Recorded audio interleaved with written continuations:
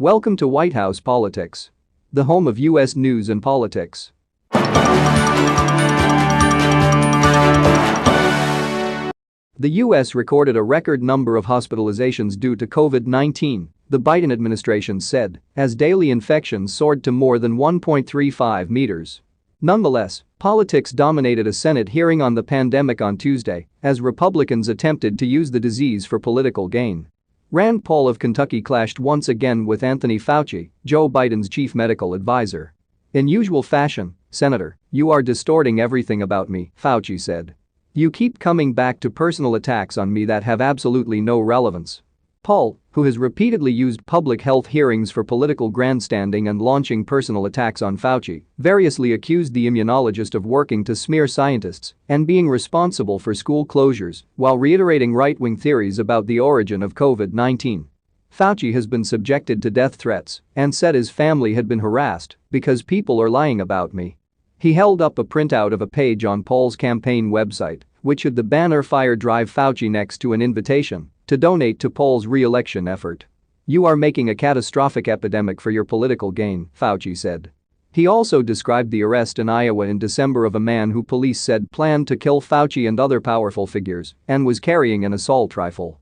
"What happens when Paul gets out and accuses me of things that are completely untrue," Fauci said, "is that it kindles the crazies out there, and I have threats upon my life, harassment of my family and my children with obscene phone calls because people are lying about me." There were 145,982 people hospitalized with coronavirus in the U.S. on Monday, according to data from the Department of Health and Human Services. Reuters reported that the previous high was 132,051, set in January 2021. According to Reuters, there were 1.35 meters new COVID infections on Monday, also a record. Measures vary and observers point out that many home tests are not officially logged.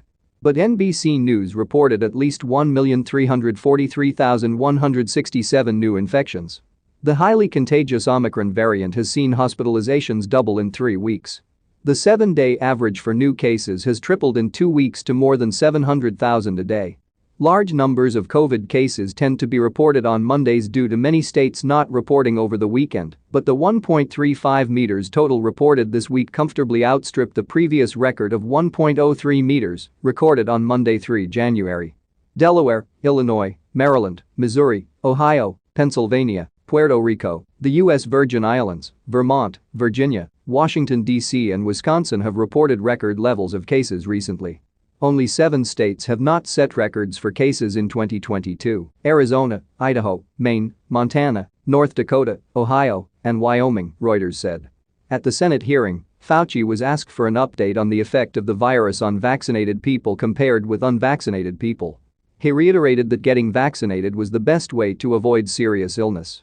Fauci said unvaccinated people were 10 times more likely to test positive for COVID-19, 17 times more likely to be hospitalized, and 20 times more likely to die. As cases and hospitalizations soar, health authorities around the U.S. are increasingly taking the once unthinkable step of allowing nurses and other workers infected with COVID to stay on the job if they have mild symptoms or none at all, the Associated Press reported.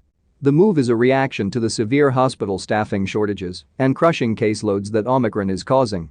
California health authorities announced over the weekend that hospital staff members who test positive but are symptom-free can continue working. Some hospitals in Rhode Island and Arizona have given employees similar guidelines.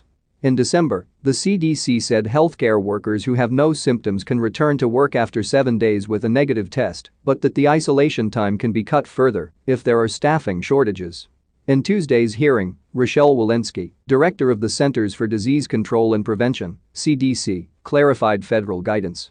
She said fully vaccinated people exposed to the virus do not need to stay at home unless they develop symptoms, but should wear a mask, get tested and avoid travel until after day 10. The threat of Omicron and number of new cases has led to an increased demand for tests, with long lines and shortages around the country.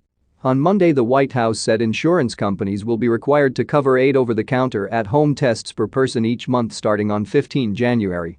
In December, Joe Biden said 500 million at-home tests would be sent free to Americans beginning in.